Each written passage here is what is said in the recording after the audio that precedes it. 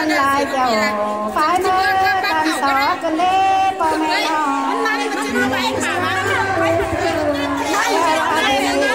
có ba từ trước nó quá bò mẹ nó bận mà con lê nó đua hoặc là em nó xe ba trắng phát ba khẩu mơ đã đồng lê phát miên khẩu mơ đã đồng quần tê đô đô cô trắng lê khẩu đồng hòa ta tê đô đua hoặc là em nó hòa coi mơ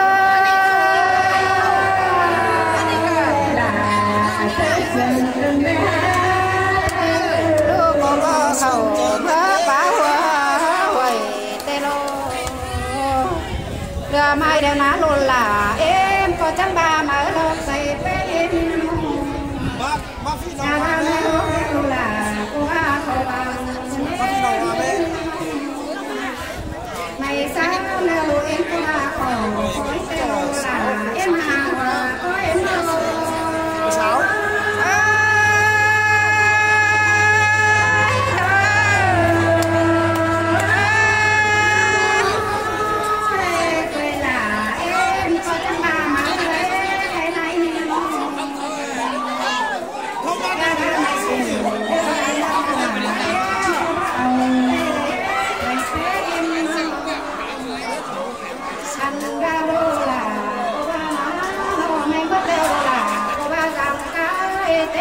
Anh này sao đầu